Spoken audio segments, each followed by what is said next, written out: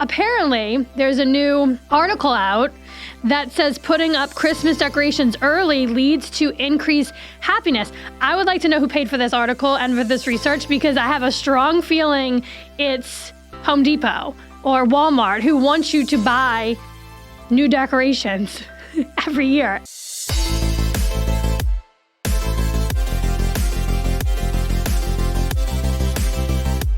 Welcome to Seriously Catherine, a podcast about taking your business seriously, but not yourself.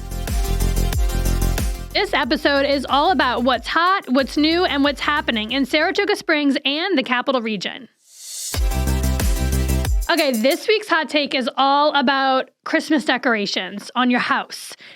I don't know about you, but I absolutely cringe when I see Christmas decorations up the day after Halloween. I mean, do we just forget about Thanksgiving? I can't. I'm call me a Scrooge.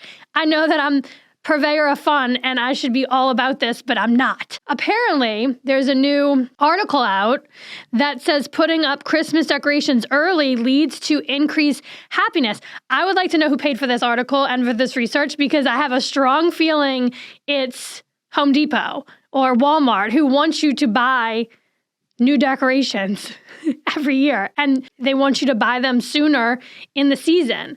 I mean, what about the frickin' turkey? That's just, no one cares about the turkey. But I'm saying, like, what about Thanksgiving? What about, like, the season of giving and gratitude? I can't get behind Christmas lights on houses before Thanksgiving. Also, another thing that I sort of cringe, I'm feeling a little feisty today on this one. Don't cross me today. I also cringe when I see your Christmas tree supposed to come down on All Kings Day. January 6th also happens to be my husband's birthday. That's when the Christmas tree comes down.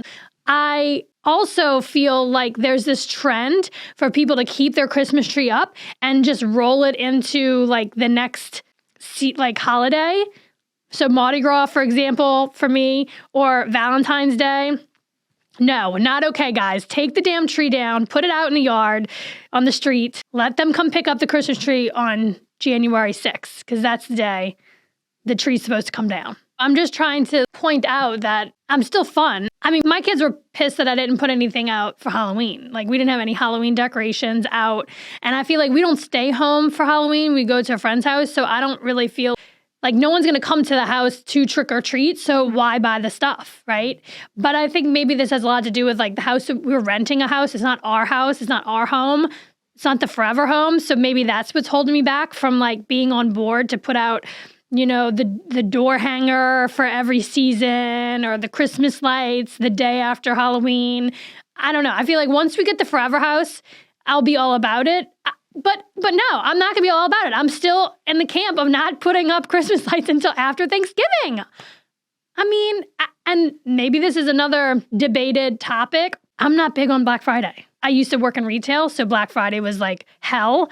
And so I would much rather just extend the season of gratitude and fun and like getting into the holiday spirit of putting Christmas lights up on Black Friday. So I think we should change Black Friday to putting Christmas lights up. I mean, this could go on and on and on, because I also get frustrated when I go down Target. Already right now, we're seeing Valentine's Day. Like, we just skipped over Thanksgiving and Christmas right into Valentine's Day, which I hate as much as I sound horrible. This is very off-brand. So listen, I don't claim to be right here. I'm just saying this for me. This is what I think. This is how I feel.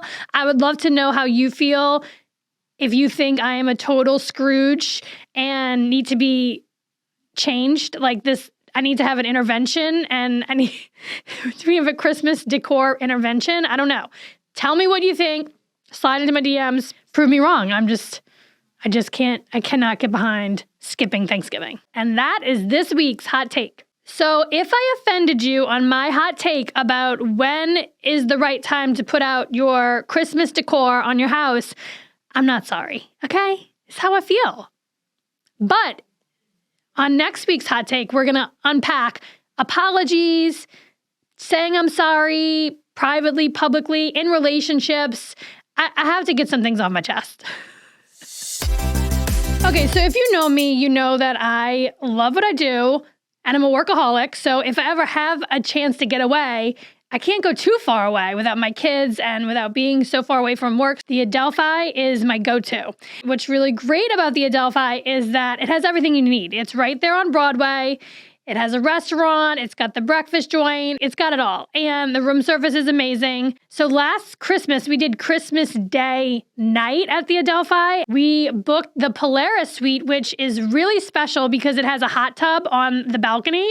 And the kids loved it. It was so much fun. We ordered room service, and it was just like the most special thing. And again, it's got a jacuzzi. I mean, who doesn't want to use a jacuzzi at the Adelphi? If you don't have the opportunity to stay at the Adelphi, you can still go and hang out in their lobby or eat at their restaurants. The best sushi in town, by far, I believe, is at the Adelphi. You should get the rainbow roll. You can thank me later. It's delicious. It's absolutely the bomb. If you are local and you need a night off or a night away, don't go too far. Go right there to the Adelphi. Book yourself a room, have dinner there, have breakfast in the morning, and you'll feel like a totally different person when you wake up. This week, from Saratoga Living's After Hour Substack, it's all about food and drink news, which is so my jam. I eat out regularly. I support my local economy by eating out and tipping our waitstaff. And it's a great way to get out and about. And there's always like a new restaurant opening, and it's hard to keep up. This week's Substack is covering all of that, and not just in Saratoga Springs, but the whole region. I'm so excited to see what new restaurants are opening up and new menu items that we can go find, and new drink menus in all the town's local hotspots. Speaking of drinks, Saratoga Living is doing this really awesome collaboration with Walt and Whitman, which is right downtown. It's a brewing company, and they have really good pizza also. But we're not talking about pizza, we're talking about beer. They are doing this awesome event where they had the public choose the name of a new beer that they're brewing in collaboration with Saratoga Living. And the public chose, are you ready? Wheat All About It.